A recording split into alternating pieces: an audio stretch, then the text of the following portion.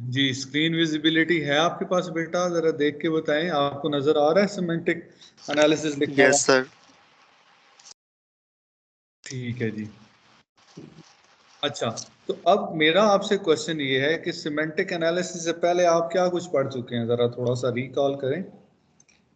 Compiler construction, compiler design में और कौन कौन से फेजेस हैं, और ये सिमेंटिक एनालिसिस का कितना नंबर है? सर ये थर्ड फेज है। थर्ड फेज है, वेरी गुड, ठीक है जी। So it's a third phase sir of. Sir इसको पार्सर ट्री वो होता है, पैदल जाता है। Very good, very good. तो अगर बिल्कुल ठीक उमर, ये सिमेंटिक एनालिसिस का फेज है, तो हम बात करते हैं इसको इनपुट की। तो इनपुट पे आपने कहा कि इसे पार्स ट्री जाता है, वेरी गुड। और आउटपुट पे क्या होता है? Annotated parse tree. Very good, very good, annotated parse tree. ठीक है, ये भी पार्स ट्री की टाइप है। एनोटेशन हम देख लेंगे कि word this annotation thing is, कि एनोटेशन क्या होती है, ठीक है, और इस वाले पार्स ट्री में और इसमें क्या फर्क है। अच्छा, एक और चीज मैंने आपको बताई थी, जरा याद करें, सिमेंटिक एनालिसिस के पास क्या होता है भाई? कौन सी ग्रामर सर या इसकी ग्रामर में रूल्स होते हैं, सीएफजी होती है पर रूल्स के साथ। Very good, very good. तो इसका मतलब है कि सीएफजी होती है।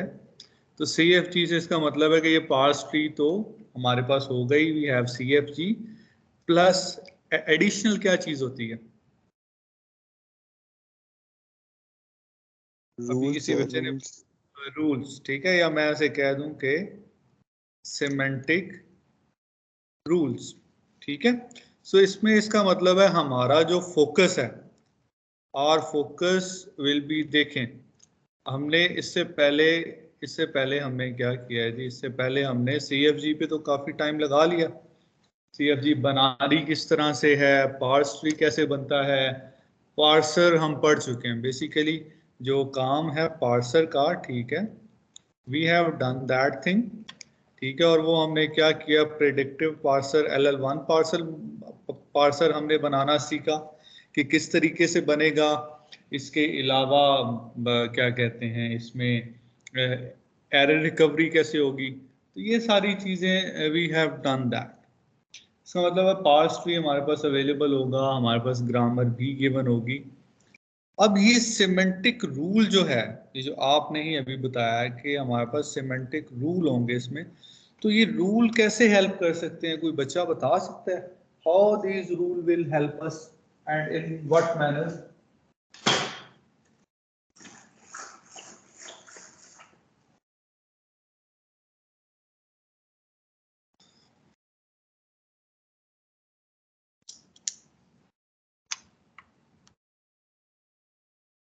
जी बेटा जी।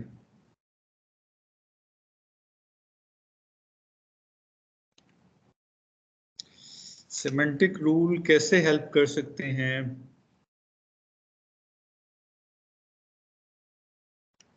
आओ, इनका प्रिसाइज काम क्या होगा, इन रूल्स का क्या काम होगा, जरा सोचें। अभी तक हमने अपने कंपाइलर में क्या किया है? जरा कोई बच्चा इसको डिटेल में देख के बताए जी कि कंपाइलर में अभी तक हमने, हमारी क्या फाइंडिंग रही है।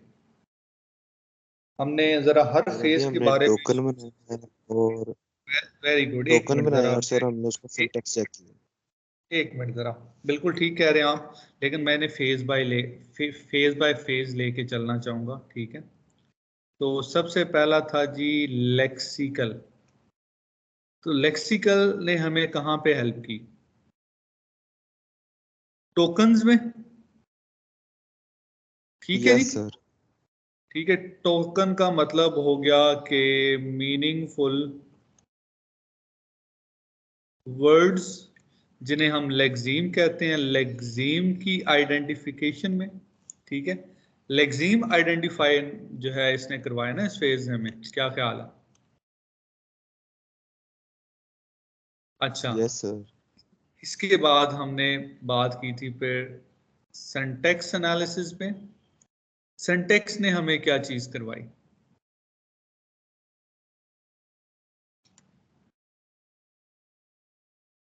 सिंटैक्स ने कहाँ पे हमें हेल्प की? स्ट्रिंग है और सिंटैक्स चेक करने में। बेसिकली स्ट्रक्चर, ठीक है, स्ट्रक्चर या सिंटैक्स के अंदर, ठीक है, सिंटैक्स चेकिंग में हमें हेल्प की कि जो लिखा हुआ है उसकी फॉर्मेटिंग ठीक है या नहीं, इससे पहले जो कुछ आ रहा है या बाद में जो कुछ आ रहा है वो सारी चीज़ें आपके पास करेक्ट हैं या नहीं। मैं यहाँ पे एक एग्जांपल लिखना चाहूँगा, ठीक है, और आप में से कोई बच्चा मुझे बताए कि अब ये क्या होने जा रहा है। Int x is equal to a। जरा बताएं आप अपने नॉलेज से कि ये एक लाइन जो है, इस एक लाइन को अगर इन फेजेस में से गुजारेंगे तो क्या ख्याल है, क्या होना चाहिए, क्या होगा? सर ये टोकन्स बनेंगे लेक्सिकल के और सिंटैक्स एनालिसिस उसका स्ट्रक्चर देखेगा और वो करेक्ट करेगा कि ठीक है। मतलब है कि मसला हमारे पास क्या आएगा जी, इसमें टोकन भी आपके पास ठीक हो, मतलब आ जाएंगे, ठीक है, इसके अंदर से अगर मैं टोकन्स को कहूं तो टोकन्स भी इसमें से सही निकल आएंगे। क्या सिंटैक्स इसका ठीक है? सिंटैक्स भी ठीक है। कॉन्टेक्स्ट, क्या ख्याल है जी? What about context thing? Context किस तरीके से मुझे यहाँ पे पता चलेगा?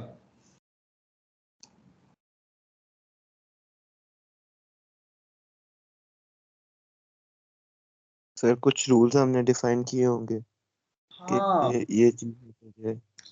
बिल्कुल ठीक। अब देखें यहाँ पे, अब जब देखना है कि x क्या है, x की टाइप क्या है, दैट इज इंटीजर, और उसे लिटरल क्या मिला है, दैट इज स्ट्रिंग।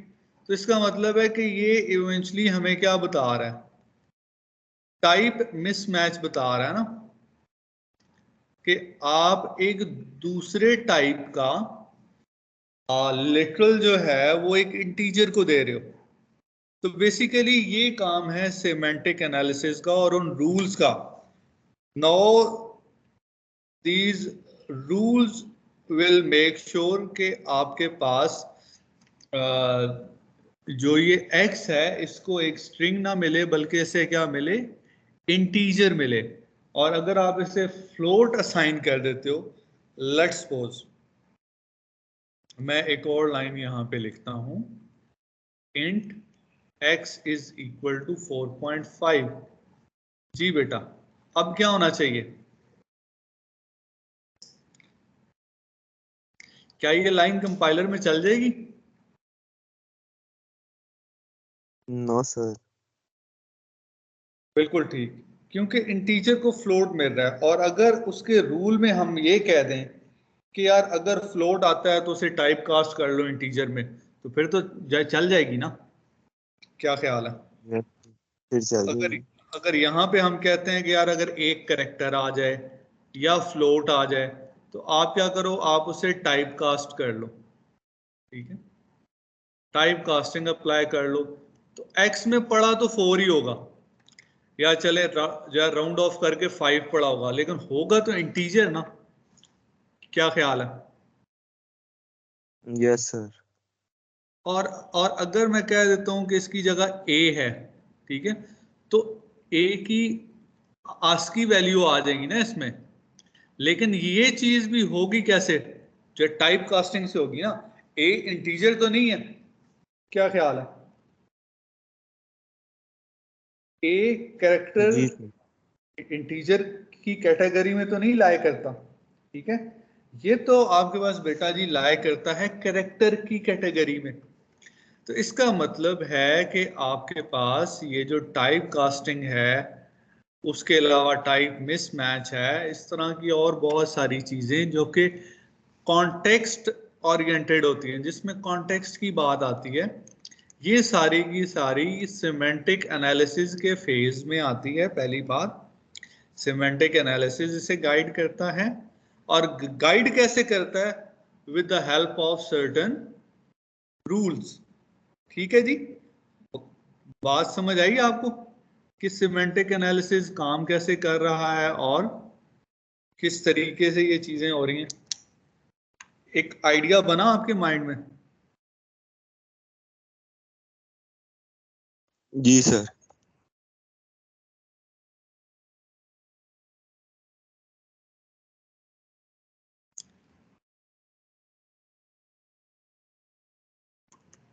ठीक हो गया जी। सो अभी मैं आपको बताता हूं कि सिमेंटिक एनालिसिस की अनाटॉमी क्या है। ठीक है, अनाटॉमी आप कह लें इसे, या स्ट्रक्चर क्या है सिमेंटिक एनालिसिस का, रूल्स का क्या स्ट्रक्चर है, वो मैं आपको भी बता देता हूँ। Let's suppose I have a grammar S implies ABC. A implies to some small a, B implies to some small b, and C implies to some small c.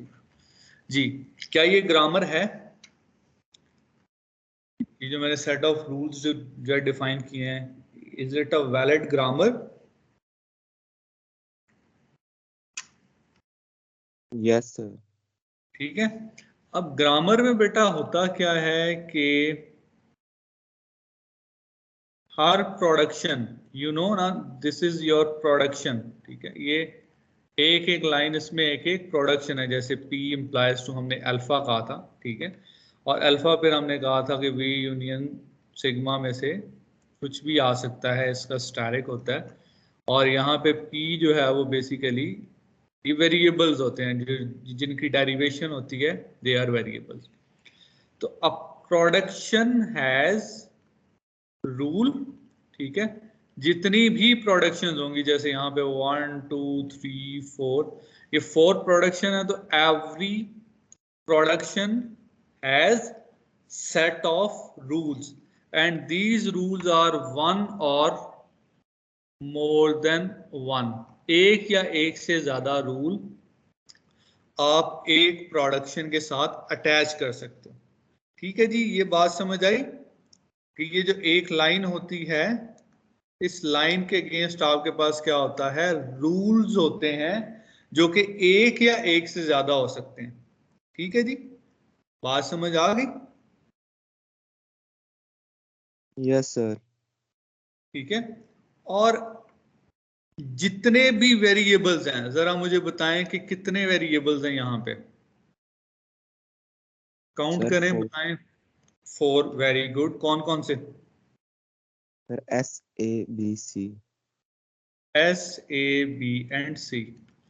ठीक है, तो every production has one or more rules. कई बारी कुछ cases ऐसे भी होते हैं कि हमें रूल्स को एम्प्टी भी छोड़ना पड़ता है, बट इन नॉर्मल केसेस आपके पास क्या होता है कि a production has set of rules that might be 1 0 or more, or every variable has attribute। ठीक है, तो now think this variable as a object. ये एक ऑब्जेक्ट तरह की चीज आपने इसे कंसिडर करना है, जिसके साथ डॉट लगा के ना हम एट्रीब्यूट को क्या करेंगे? अटैच करेंगे। लेट्स सपोज मैं यहां पे लिख देता हूं जी के A.V इज इक्वल टू 5। जी, तो अब आप मुझे बताएं मैंने इस केस में क्या किया?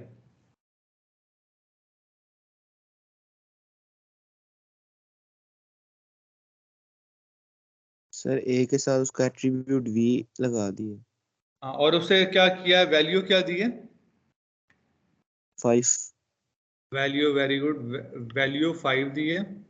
ठीक है, और अब आप मुझे बताएं कि इस ग्रामर के अंदर क्या चेंज आया है?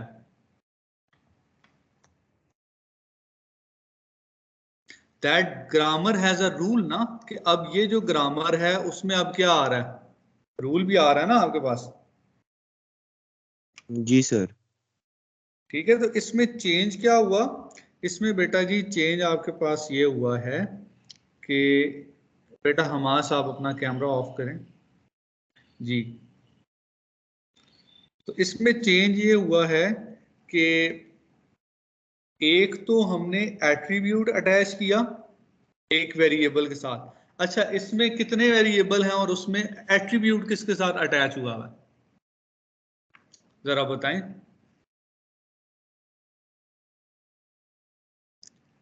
सर टोटल किसी के वेरिएबल साथ नहीं। कितने?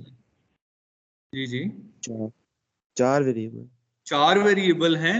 क्या हर वेरिएबल के साथ एट्रीब्यूट अटैच है या नहीं है? सर नहीं सर। नहीं है। खाली किसके साथ अटैच है? सर किसी के साथ नहीं। ए के साथ अभी अटैच नहीं किया, ए डॉट वी। अच्छा सर, अभी ए के साथ, जी सर। मैं अभी समझा हाँ, इस अभी अभी ए के साथ। इसका मतलब है ए प्रोडक्शन को हमने रूल भी दिया है और इसके बाद आपने क्या किया, उसे वैल्यू भी दी है। अच्छा, अब एक काम करें, जरा एक पार्स ट्री बनाएं जल्दी से और फिर अपलोड करें। यहाँ पे पार्स ट्री बनाएं, यहाँ से ए बी सी को जरा ड्राइव करें। जब ए बी सी डिराइव करेंगे तो क्या आएगा, जरा मैं देखना चाह रहा हूँ। इस पे बनाएं जरा, पार्स ट्री बनाएं। क्या क्या ए बी सी पहली बात इसमें से डिराइव हो सकता है?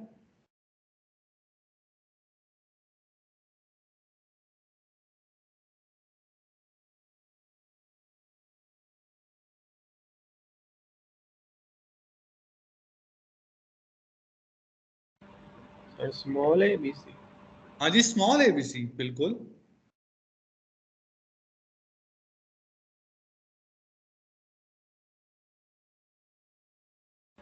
सर वो कैसे होगा, वो तो बस ए के साथ है ना, बी सी के साथ तो नहीं है। बेटा पूरी ग्रामर देखे ना, स्टार्ट प्रोडक्शन इसकी क्या है, जरा बनाए। क्या इसके पास एस नहीं है, स्टार्ट प्रोडक्शन? जी सर, एस तो है। हाँ, तो जरा फिर आप ये चेक करो कि क्या बन सकता है या नहीं। क्या ए बी सी की यहाँ से पार्स ट्री जो है बनेगा या नहीं? सर इसमें से सिर्फ या तो ए आएगा या फिर बी आएगा या फिर सी आएगा, एबीसी इकट्ठे नहीं आ रहा। ओ यार, क्या हो गया, सारा क्या आ हो जाएगा ए बी क्या सी। हो गया सर यार। भेज दिया मैंने। ये देखें, सर हाँ भेज चले, दिया। किसी ने अगर भेज दिया है तो वेरी गुड।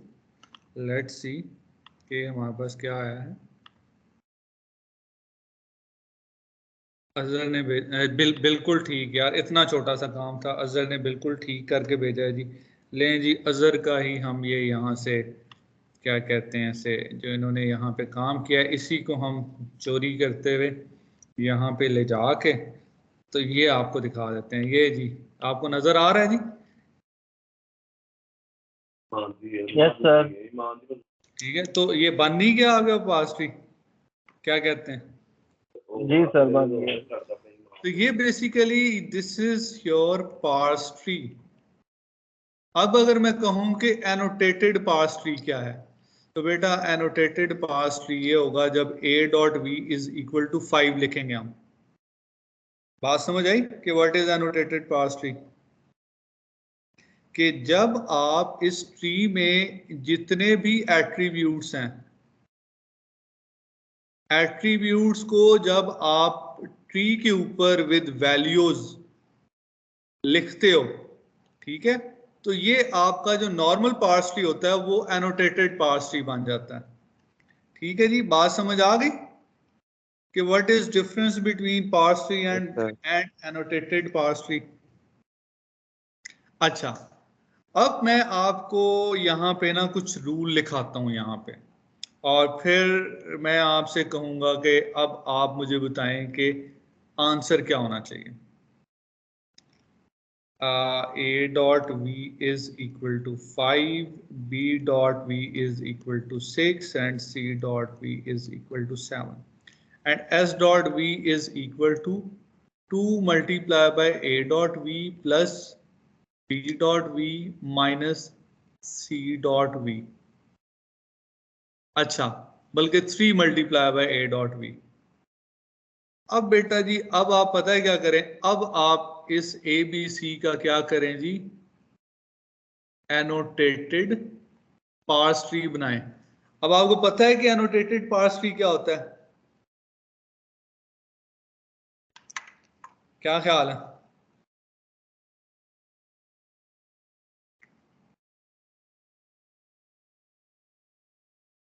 इसका मतलब है वो आ जाएगा साइन।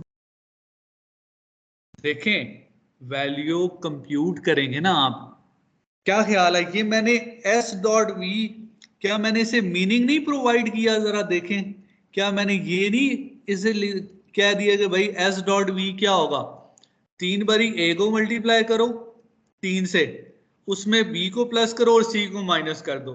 तो क्या मैंने इसके पीछे इसकी डेफिनेशन नहीं रख दी कि यार S implies to A B C का मतलब क्या है? क्या ख्याल है? मैंने उसे जो है एक फंक्शनैलिटी उसके साथ अटैच की है ना। क्या कहते हैं आप? एस डॉट वी में एक्सप्रेशन नहीं आएगा बल्कि क्या आएगा, उसकी वैल्यू आएगी। अब जरा इसका पार्ट थ्री देखते हैं कौन बच्चा बिल्कुल ठीक बना कर भेजता है। सर एक भेजा देखिएगा। बेटा देखें, आपने वैल्यूज तो ठीक अटैच की हैं, लेकिन एस डॉट वी में वैल्यू आएगी, एक्सप्रेशन नहीं आएगा। ए डॉट वी के अंदर क्या पड़ा हुआ है जरा देखें, 5 पड़ा हुआ है ना। जी सर। और बी डॉट वी में क्या पड़ा हुआ है? 6 सर।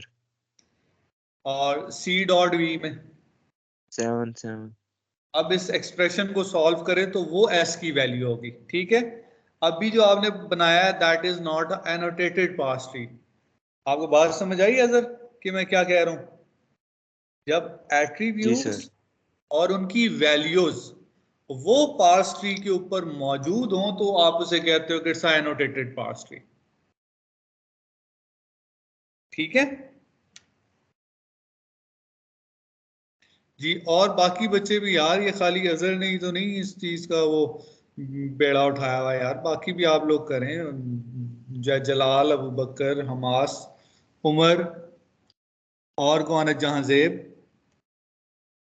जहांजेब और हमजा, फयाज, आप लोग भी बेटा, हैदर अली, कोई इसमें कोई दें इनपुट, बताएं वहाँ वहाँ पे कुछ पेस्ट करें, को पार्स ट्री बनाएं, को मुझे पता चले कि आपको समझ आ रही है या नहीं।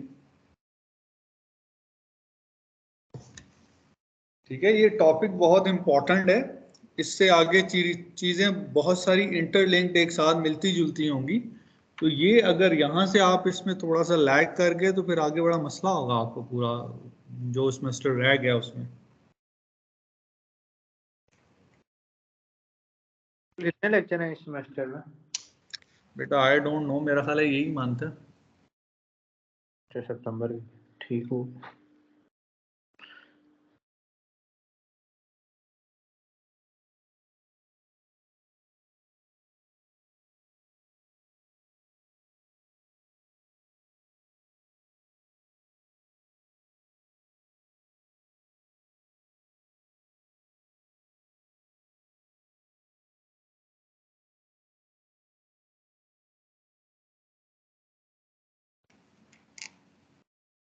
जी कोई बच्चा सॉल्व कर रहा है जी या नहीं? क्या कहते हैं, हिम्मत तो नहीं हार बैठे कहीं यार?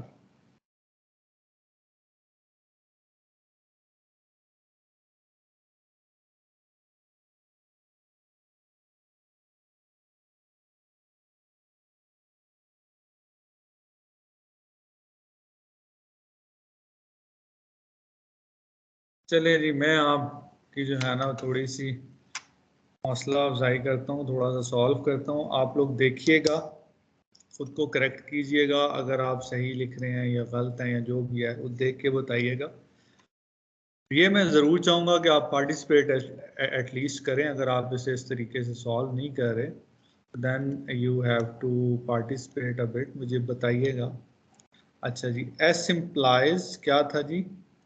ए बी सी, ए से ए आ रहा है, बी से बी आ रहा है और सी से सी आ रहा है जी। सबसे पहले तो मुझे ये बताएं कि क्या ये पार्स ट्री मैंने ठीक बनाया? वेरीफाई करें इसे। यस सर ठीक है। अच्छा, जी अब सर आप, सही बनाया। हाँ अब आप मुझे बताएं कि इस ट्री की प्रोसेसिंग कैसे होती है? फिर बॉटम टू बॉटम लेफ्ट से स्टार्ट होगी। बिल्कुल, top to bottom, left to right. ठीक है जी, इसका मतलब है हम टॉप से चलेंगे बॉटम की तरफ, और क्या ख्याल है, लेफ्ट टू राइट नहीं जा रहे।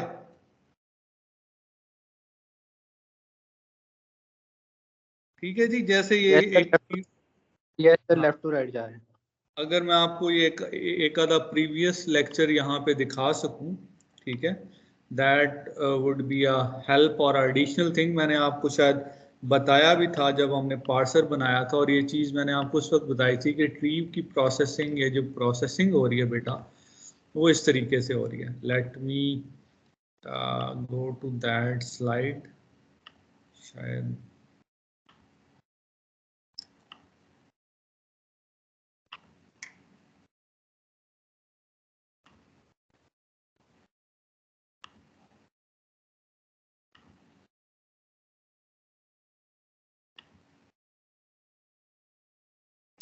ये देखें, आपको ये नजर आ रहा है, ये एग्जांपल नंबर 2 जो मैं लिख रहा हूं यहाँ पे।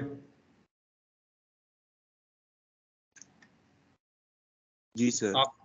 ठीक है, और इसमें अगर हमारे पास इनपुट ये था, ये जो यहाँ पे लिखा हुआ है, तो इसका पास भी तो इसी तरह से बनना था ना जी, opening bracket S, closing bracket, opening bracket S और क्लोजिंग ब्रैकेट और नल। तो आप ये देखें, क्या सबसे पहले उसने इसी चीज को नहीं जो है चेक किया, ओपनिंग ब्रैकेट को, इसका मतलब है टॉप टू बॉटम। ठीक है, फिर दूसरी ब्रैकेट चेक हुई, फिर नल चेक हुआ। क्या ख्याल है, क्या क्या हम इसी फैशन में नहीं इस पार्सर में इस चीज को चेक करते हुए जा रहे हैं? जरा देख के बताएं, ताकि आपको ये चीज जो है ना वो आप रिलेट कर सकें। इसकी प्रोसेसिंग ऐसे ही हो रही है ना जैसे मैं बता रहा हूं, top to bottom, left to right. ठीक है जी, आप एग्री करते हैं इस पे?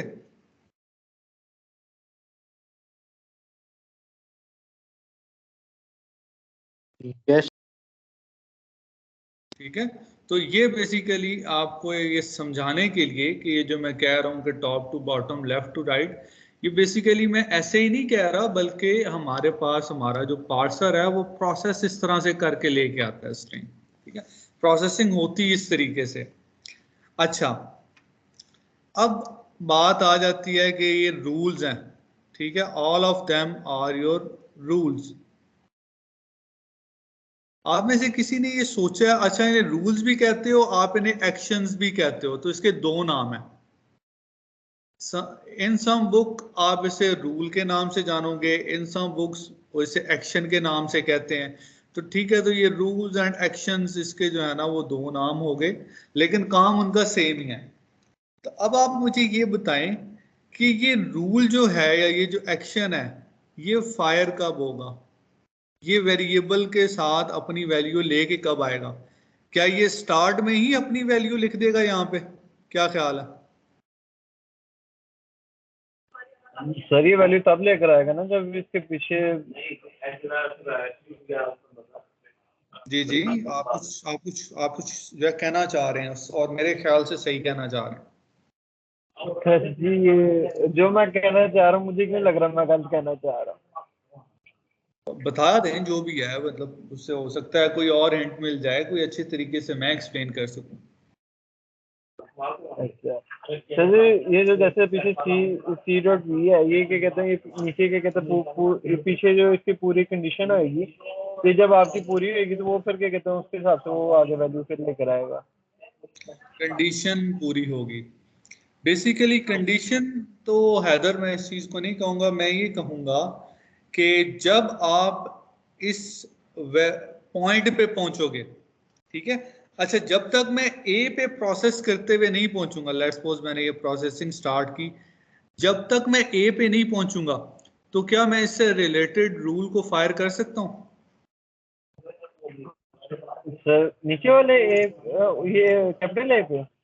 जी, कैपिटल ए पे, मतलब मैं इस वाले ट्री के पोर्शन में जब पहुंचूंगा, जब मैं ट्री के पोर्शन में पहुंचूंगा तभी तो मैं उसका रूल फायर कर सकूंगा ना। क्या ख्याल है?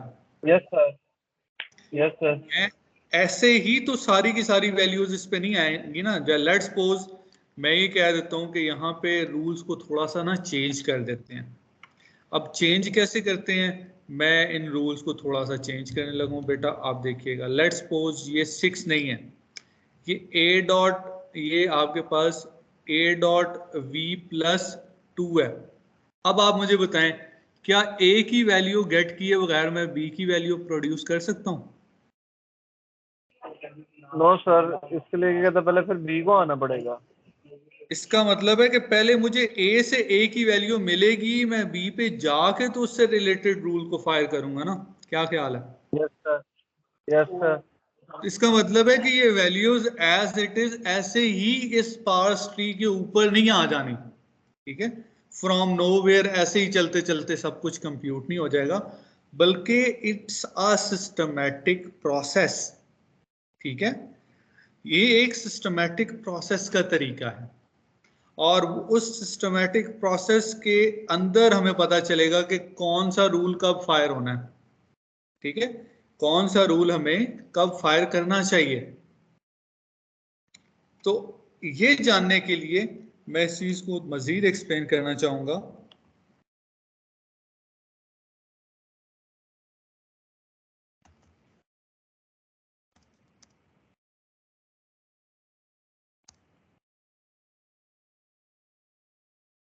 बेसिकली आपके पास सेमेंटिक एनालिसिस में जो आप मुझे बता रहे हो, आपने बिल्कुल ठीक बताया कि आपके पास CFG होते हैं प्लस सम रूल्स होते हैं, लेकिन इसे आप कहते क्या हो? आप इसे कहते हो कि इट्स अ एट्रीब्यूटेड ग्रामर। क्या ख्याल है, क्या मैं ठीक लिख रहा हूं? यही आपको बताया था कि CFG और रूल्स अगर हो तो आप उसे कलेक्टिवली क्या कहते हो? Attributed grammar sir. Attributed grammar. अच्छा, अब एट्रीब्यूटेड ग्रामर है तो इसके अंदर अब मैं आपको कह रहा हूं कि कुछ टाइप्स भी हैं। अब इसके अंदर 2 टाइप्स हैं जी। एक है आपके पास S एट्रीब्यूटेड ग्रामर और दूसरी है L एट्रीब्यूटेड ग्रामर। अब बेसिकली यहाँ पे ये जो S एट्रीब्यूटेड और ये जो L एट्रीब्यूटेड ग्रामर की मैं बात कर रहा हूँ, बेसिकली ये चीज मुझे रूल फायरिंग के अंदर ना गाइड करेंगी कि एस एट्रीब्यूटेड अगर है ग्रामर तो रूल किस तरह से फायर होगा, अगर एल एट्रीब्यूटेड है तो रूल किस तरह से फायर होगा या एग्जीक्यूट होगा, ठीक है, कि रूल किस तरह से चलेगा, कैसे एग्जीक्यूट होगा। अच्छा, तो इसका मतलब है एट्रीब्यूटेड ग्रामर से पहले फिर हमें एट्रीब्यूट को डिफाइन करना चाहिए। क्या ख्याल है? ये एट्रीब्यूट कहां पे मैंने बताया है, एट्रीब्यूट कहां पे होता है?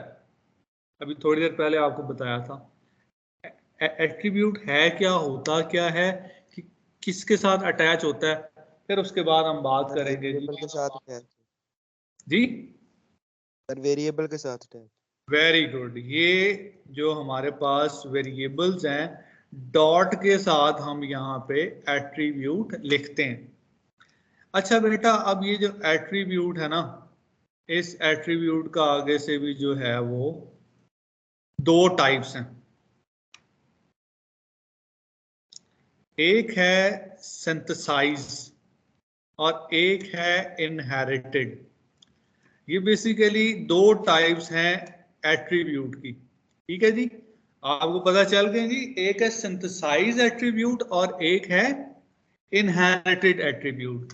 बेसिकली इस एट्रीब्यूट की टाइप से हमें पता चलेगा कि हम किस तरह की ग्रामर के अंदर मौजूद है, ठीक है जी।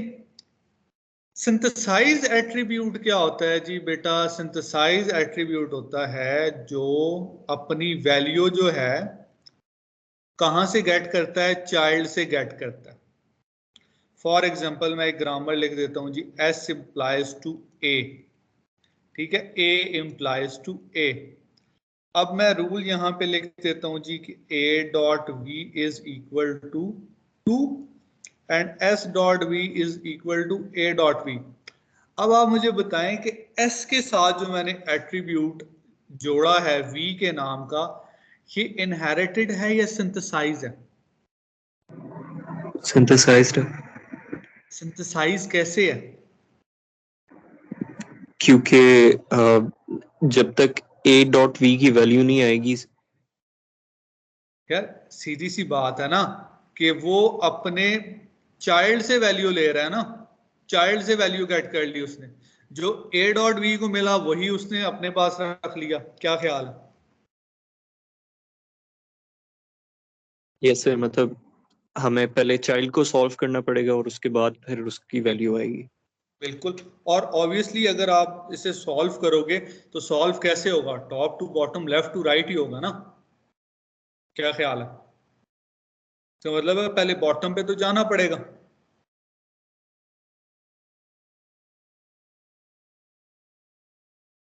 ठीक है बेटा, तो समझ आया सिंथेसाइज एट्रीब्यूट क्या होता है? जी एनीवन इन दिस क्लास, मुझे बच्चा को बता दे जी। अच्छा, फॉर एग्जाम्पल मैं इन रूल्स को ना थोड़ा चेंज करने लगा हूं।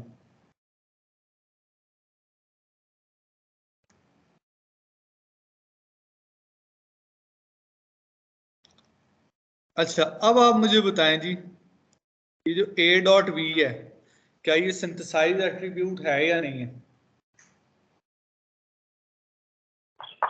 सर नहीं। क्यों? Sir S dot V A synthesis, वो क्या कहते हैं, ए डॉट वी का चाइल्ड है। नहीं, जय ये ग्रामर तो ये लिखी हुई है। क्या ग्रामर वो है? नहीं सर जी, यही सेम ग्रामर है। ठीक है, नो सर। इसका मतलब है ये ए डॉट वी जो है it's not a synthesise attribute. Very good, अभी तक आप बिल्कुल ठीक चीजों को समझ पा रहे हैं, गेट कर पा रहे हैं, मैं ये अज्यूम कर रहा हूं। अच्छा, अब दूसरी टाइप कौन सी है?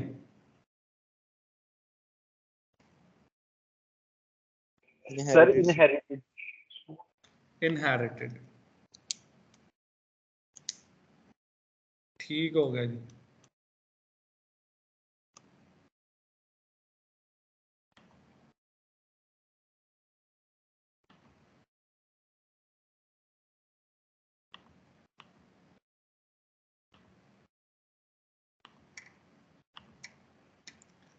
अब मैं आपको बताता हूं जी इनहेरिटेड की क्या फिलॉसफी है। बेटा इनहेरिटेड एट्रीब्यूट की फिलॉसफी है कि इसकी जो वैल्यू है, ठीक है, इसकी वैल्यू कहां से आएगी जी? या पेरेंट से आएगी या लेफ्ट सिबलिंग से आएगी। तो अब आप मुझे बताएं, ये जो ए डॉट बी लिखा हुआ है, क्या ये इनहेरिटेड है या सिंथेसाइज? कौन से टाइप ऑफ एट्रीब्यूट है? इनहेरिटेड है क्योंकि पेरेंट से आ रही है। वेरी गुड, इसका मतलब है ए डॉट वी क्या कर रहा है, अपने पेरेंट से वैल्यू ले रहा है। इसका मतलब हुआ कि ये क्या हुआ, ये आपके पास एक इनहेरिटेड एट्रीब्यूट है। अच्छा, यहां पे लिखा हुआ है जी एक्सप्लिसिटली लेफ्ट सिबलिंग, तो भाई राइट सिबलिंग से क्यों नहीं वैल्यू ले सकता फिर? क्योंकि सर जी हम क्योंकि आइट्रेशन करते हैं left to right. Very good, ये किसने बोला यार? ये कौन सा बच्चा है इतना ज़हीन? कौन सा बच्चा आ गया मेरी क्लास में यार, मुझे बगैर बताए? जी कौन बोल रहा है जी? जरा दोबारा जो बोले, मैं देखूं कौन है ये बच्चा। सर ये डेक्स्टर और मैं ही बोल रहे हैं सर, दोनों मिक्स ही बोल रहे नहीं नहीं, ये वाली आवाज नहीं थी, इसमें आंसर नहीं आया। सर नहीं ये था, वाली ये बात। कोई और बोल ये थी हैदर, हैदर। ये बड़ी बात थी हैदर की। हैदर की आवाज है जी, हैदर की आवाज। बेटा आप बिल्कुल ठीक कह रहे हैं। मैं अगर इस बात को थोड़ा सा और मजीद एलेबोरेट करना चाहूँ तो मैं ऐसे करूँगा। लेट्स सपोज मेरे पास वही पुरानी ग्रामर जो है उसी को हम देख लेते हैं। A B C, A implies to some value of 5, B implies to 6, C implies to 7।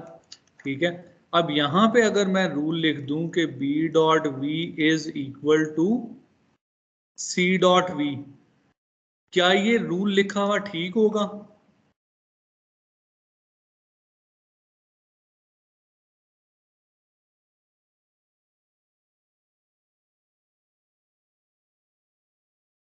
जी बेटा, क्या ये रूल लिखा हुआ ठीक होगा या नहीं होगा? No sir. रीजन? तो एक तो वो राइट साइड पे आएगा सी। भाई आप ये देखो कि आप प्रोसेसिंग कैसे कर रहे हो जी। You are processing top to bottom, ठीक है, लेफ्ट टू राइट। अब यहाँ पे आप जब बी पे पहुंचे हो तो ऑब्वियसली यहाँ पे आके इसका एक्शन जो है, इसका रूल जो है, उसे एग्जीक्यूट होना है या फायर होना है। क्या सी वाला पोर्शन तब तक एक्सप्लोर हुआ है? क्या यहाँ पे मुझे सी डॉट वैल्यू मिल चुकी हुई है या नहीं? No sir. तो जब एक चीज है ही अनएक्सप्लोर्ड, मैं उसे कैसे गेट कर सकता हूं? ठीक है, तो अब बात समझ आई कि ये राइट सिबलिंग से वैल्यू लेना कैसे गलत है।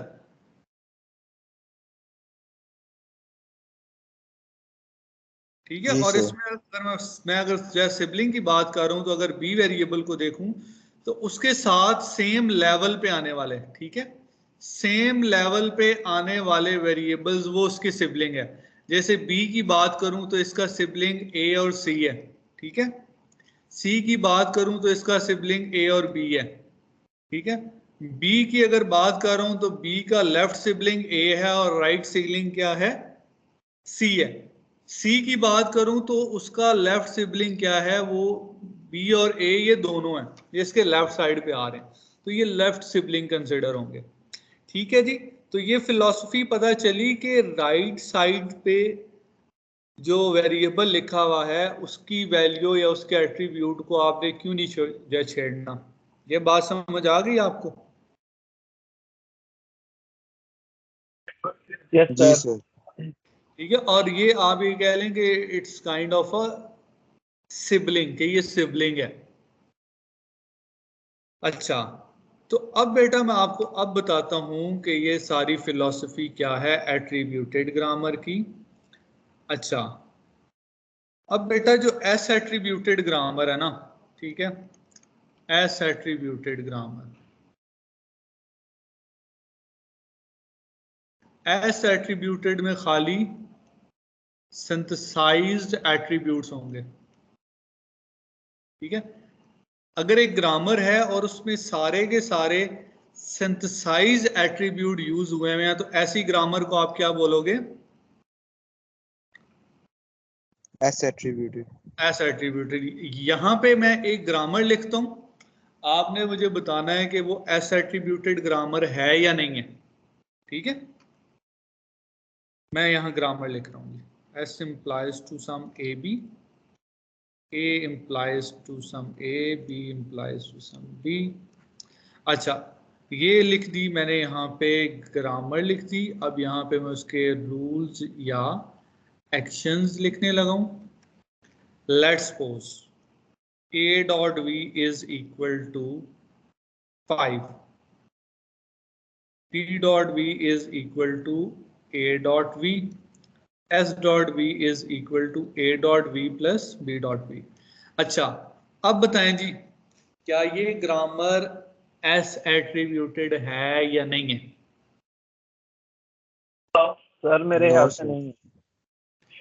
कोई बच्चा अगर रीजन पॉइंट आउट कर दे। सर जी क्योंकि वो अपने ब्रदर से सिबलिंग से क्या कहते हैं अभी वैल्यू गेट कर रहा है। राइट।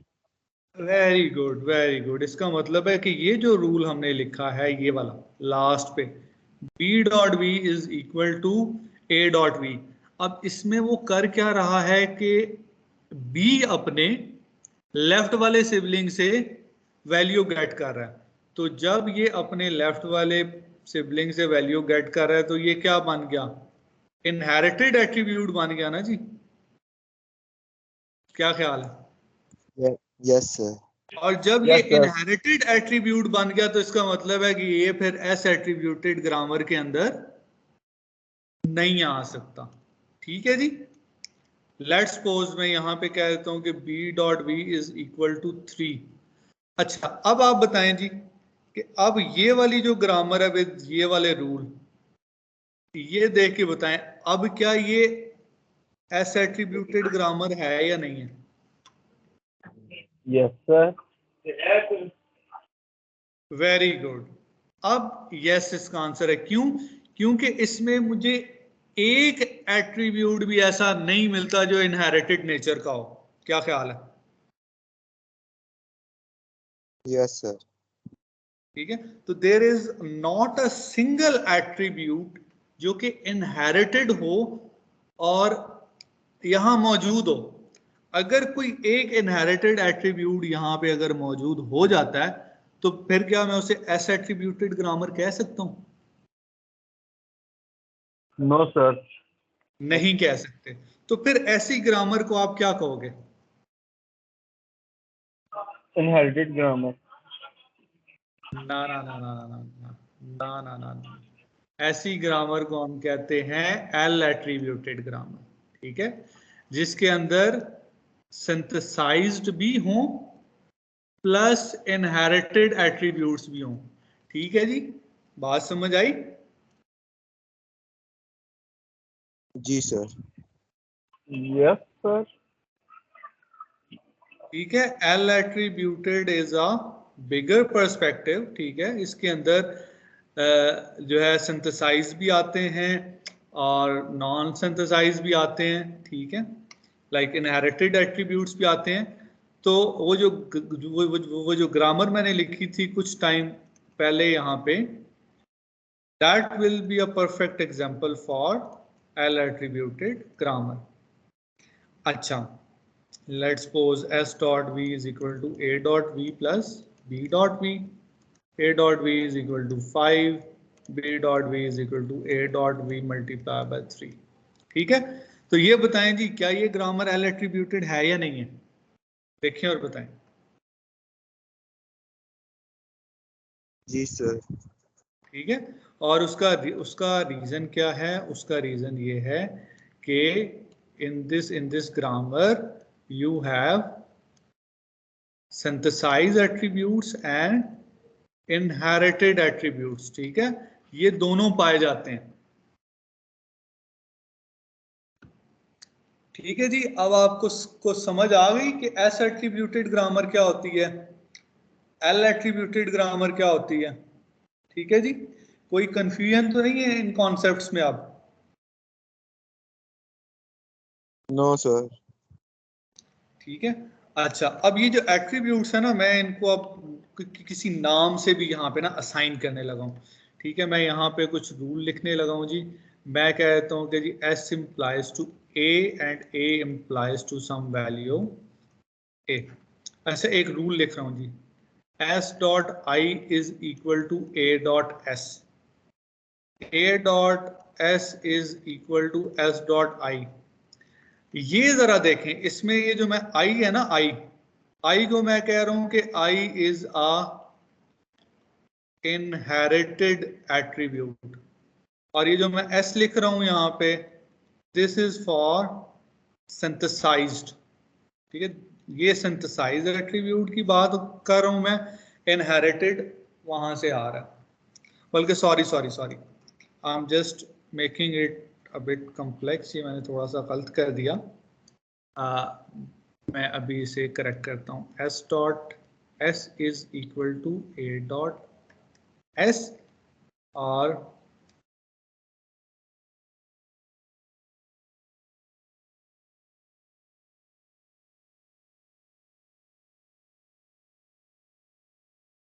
चलें इसमें मैं इस सारी चीज को ना एक ही वेरिएबल से S से ही कंप्यूट कर रहा हूं।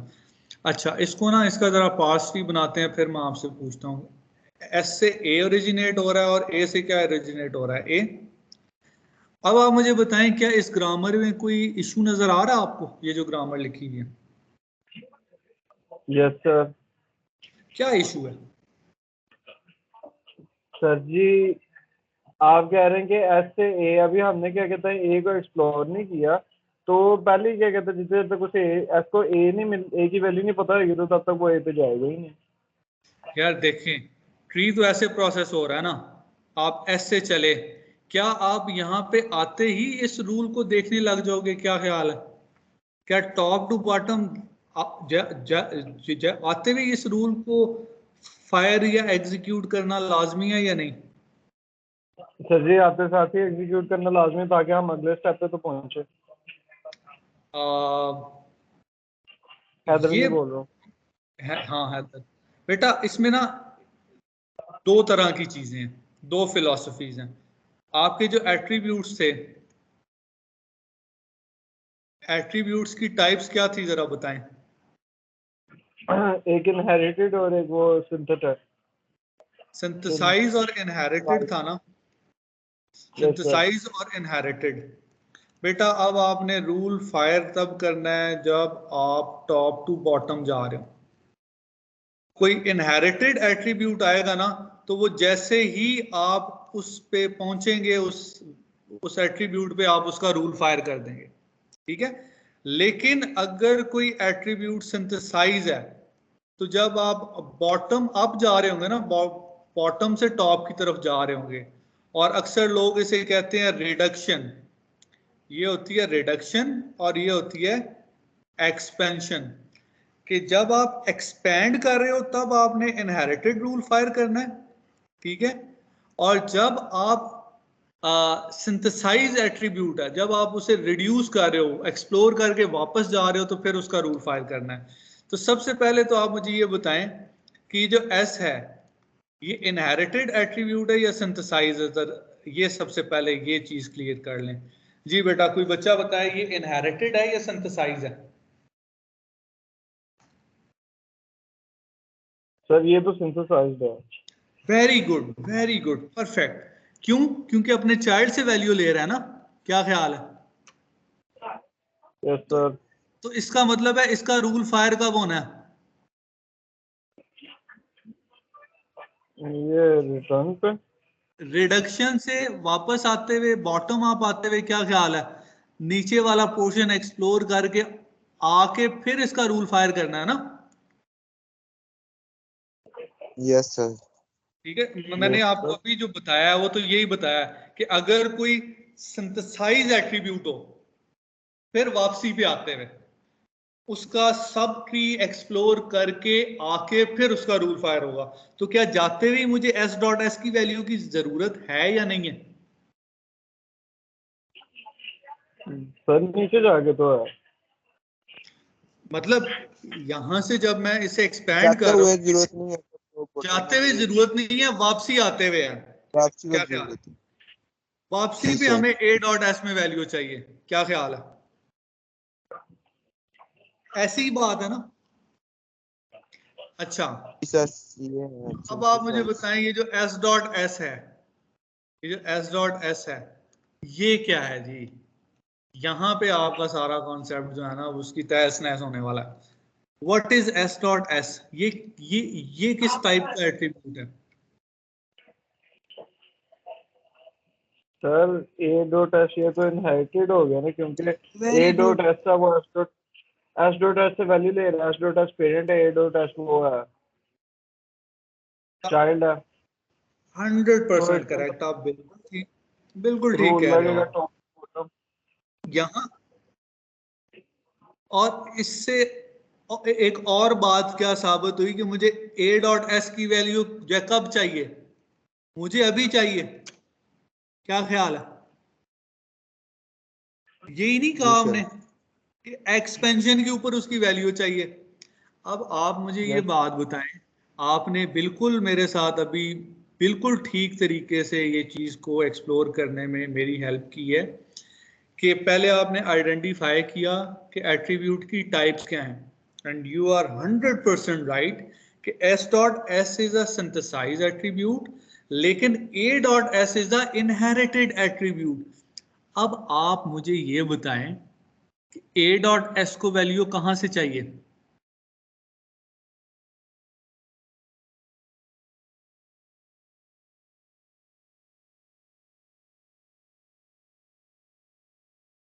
क्या ख्याल है, ये वो बात, अब हम वहां पे पहुंच गए हैं जहां पे आपको सारी चीजें जो है ना सब कुछ ऐसे क्लियर होके समझ आने वाला है। ये एस है, ये ए है। क्या ए पेरेंट्स अपनी है। वैल्यू, ए अपनी वैल्यू एस से नहीं मांग रहा कि मुझे जय जय एस से क्या चाहिए, वैल्यू चाहिए। और एस क्या अगेन ए से नहीं मांगने लग पड़ा कि तुम मुझे वैल्यू दो? क्या ख्याल है? जी सर। एक लूप तरह की सिचुएशन आ गई ना कि ए क्या कर जी रहा है, सर। अपने पेरेंट से वैल्यू मांग रहा है, यार मुझे वैल्यू चाहिए। पेरेंट क्या कर रहा है, वो चाइल्ड से कह रहा है मुझे तुमसे वैल्यू चाहिए। ठीक है, तो ये एग्जाम्पल यहां पे आपको बताने का रीजन ये है कि जब आप रूल बनाएं तो खुदारा इस तरह के रूल ना बना दीजिएगा कि जिसमें इस तरह की कंफ्यूजन हो। क्या ख्याल है?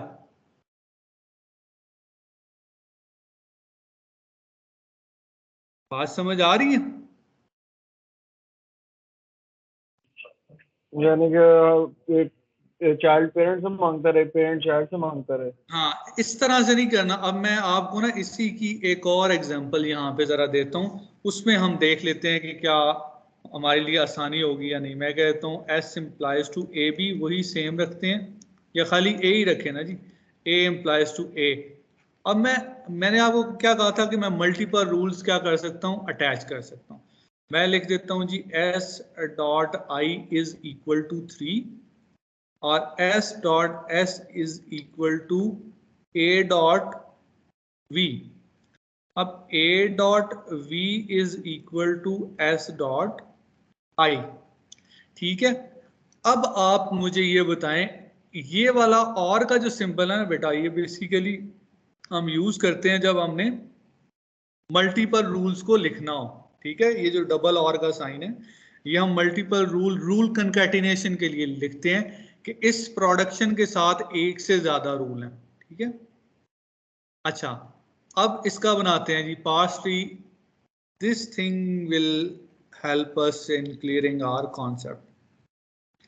अच्छा, अब आप मुझे बताएं, जब मैं स्टार्ट में यहां से एक्सप्लोर करने आ रहा हूं तो एस डॉट आई में क्या हमने रख दिया, 3 रख दिया।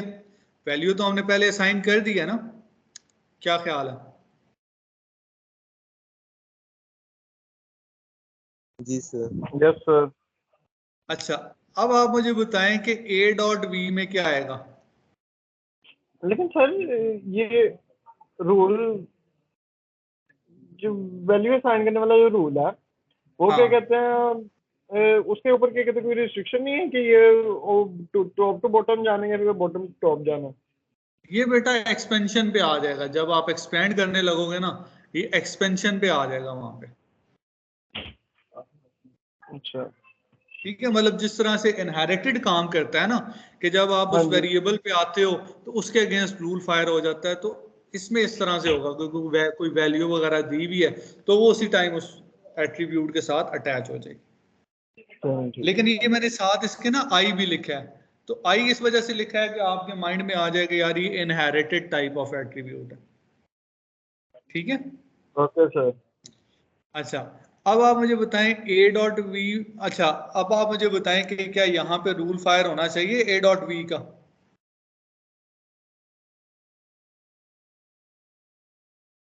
सर जी कहाँ पर? बेटा जहां पे ट्री में अभी हम पहुंचे हैं, क्या इस अच्छा सर जी पोजीशन यहाँ पे पर। रूल फायर होना चाहिए? यस सर, ये तो रूल फायर होएगा। तो क्या होगा इसके बदले में? इसके अंदर क्या कहते हैं, ए डॉट बी के अंदर A3 आ जाएगा। 3 आ जाएगा। अच्छा, मैं इसके साथ एक और रूल भी अटैच करने लगा हूँ, a dot S is equal to A dot v plus s dot i. ठीक है, और यहाँ पे मैं एक चेंज कर रहा हूँ छोटी सी। ठीक है, that is A S dot S. अच्छा, तो अब आप मुझे बताएं कि एक्सपैंड करते हुए हमारे पास वी वाला एट्रीब्यूट ही आएगा ना, क्या ये चीज आ सकती है?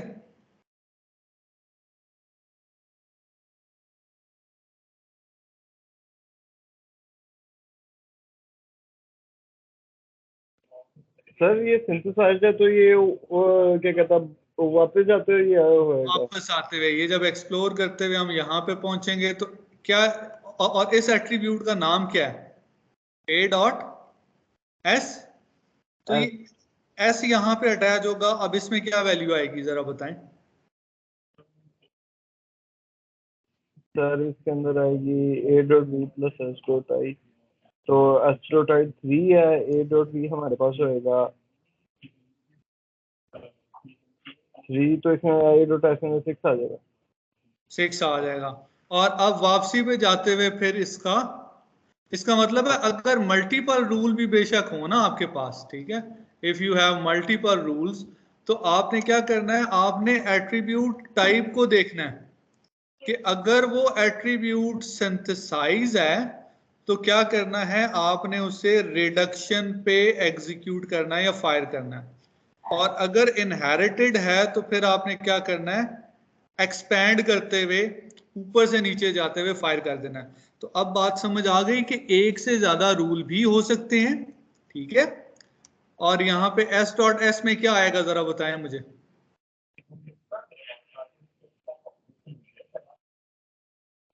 सर एस डॉट एस के अंदर फिर 6 आ जाएगा। Very good, S dot x में 6 आ जाएगा। तो ये बेटा आपके पास जो आज का लेक्चर था, दिस इज बेसिकली बहुत ज़्यादा important with respect to concept of semantic analysis, ठीक है, कि आप इस लेक्चर को ठीक तरीके से देखे बगैर सिमेंटिक को नहीं समझ सकते।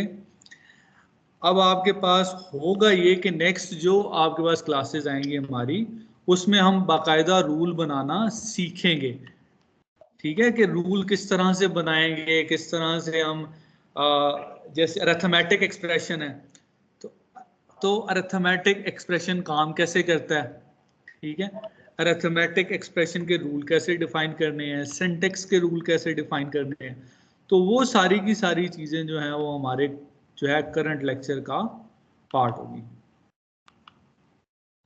ठीक है जी, कोई क्वेश्चन है? एक चीज बता दें, ये जो सिर्फ मुझे ये वेरिएबल्स बता दें एस वी और आई का। बेटा एक मिनट में आपकी अटेंडेंस जरा वेरीफाई कर लूं, बस मुझे 1 मिनट चाहिए होगा, बस 1 मिनट चाहिए होगा आपका।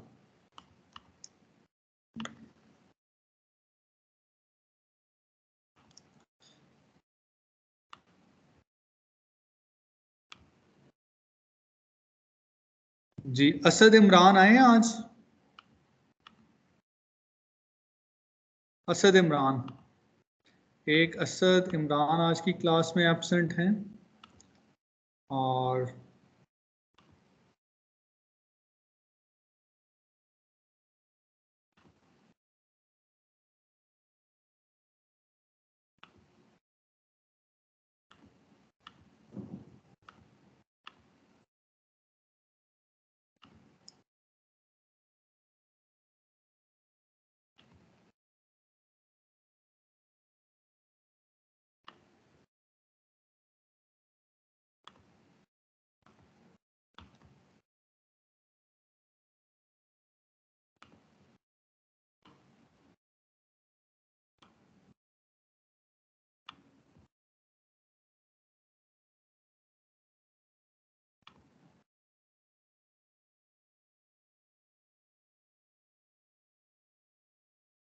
जी इसके अलावा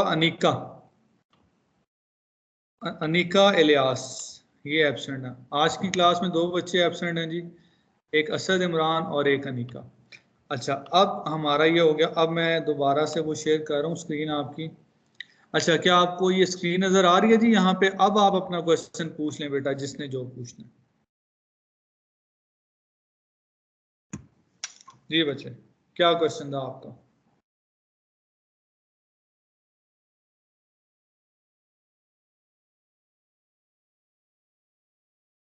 जी जलाल आप कुछ पूछना चाह रहे थे? सर मैं पूछ रहा था एस वी और आई के बारे में बता। बेटा देखें, अब जो एक वेरिएबल है ना, मैं इस चीज को बल्कि और अच्छे से भी एक्सप्लेन कर देता हूँ। कोई वेरिएबल है ना, उसके साथ कोई भी एट्रीब्यूट x है, ठीक है, x1 हो सकता है, x2 हो सकता है, x3 हो सकता है, so on up to v dot xn। अब ये इसकी नेचर पे अप्लाई करता है कि वो किस कैटेगरी से बिलोंग करता है। अगर वो वैल्यू पेरेंट से लेगा, लेफ्ट सिबलिंग से लेगा, तो वो क्या होगा, इनहेरिटेड एट्रीब्यूट होगा। और उसने फायर कब होना है, उसने एक्सपेंशन पे फायर होना है। ठीक है जलाल, बात समझ आ गई। और अगर कोई एट्रीब्यूट है, ठीक है, जिस तरह से x3 में कह देता हूं, अगर ये वैल्यू अपनी चाइल्ड से ले रहा है तो इसने रिडक्शन पे फायर होना है। ठीक है, और ये आपके पास क्या होगा, सिंथेसाइज एट्रीब्यूट होगा। ठीक है जी, ओके सर। बात समझ आ गई। और एक ये जो प्रोडक्शन है, it can have multiple rules. ठीक है, मैं अगर कहता हूं कि इसके साथ 10 रूल अटैच हैं, तो एक्सपैंड करते हुए हो सकता है कोई एक भी इनहेरिटेड एट्रीब्यूट ना हो और कोई एक भी फायर ना हो, और हो सकता है उसमें से आधे इनहेरिटेड एट्रीब्यूट हों जिन्होंने एक्सपेंशन पे फायर होना हो, और आधे सिंथेसाइज एट्रीब्यूट हों जिन्होंने वापस आके सब ट्री एक्सप्लोर करके तो फायर होना हो। ठीक है, तो ये बेसिकली इसके बिहाइंड दैट लॉजिक है। Okay sir. ठीक है जी, तो ये बेटा आपके पास सिमेंटिक एनालिसिस का एक इंट्रोडक्टरी सा बहुत इंपॉर्टेंट लेक्चर था, कि जिसमें अब आपने जब आगे जाके एक और टाइप है हमारे पास जो है एट्रीब्यूटेड जो है वो जो है ग्रामर की इन प्रोडक्शन सिमेंटिक रूल्स हैं, वो हम थोड़ा बाद में उसे डिस्कस कर लेंगे। लेकिन अभी जो हमारा कंसर्न है दैट इज कि आज की क्लास को अगर रिकैप करूं तो सिमेंटिक एनालिसिस बेसिकली है क्या, उसका इनपुट क्या है और आउटपुट क्या है। आपको फर्क पता होना चाहिए पार्स ट्री में और एनोटेटेड पार्स ट्री में।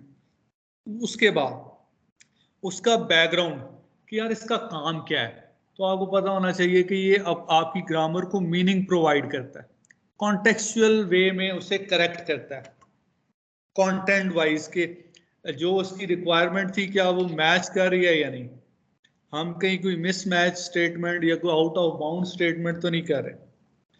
उसके बाद आपको पता होना चाहिए जी जितनी प्रोडक्शन है उसके साथ रूल्स आते हैं, rules they are set of actions.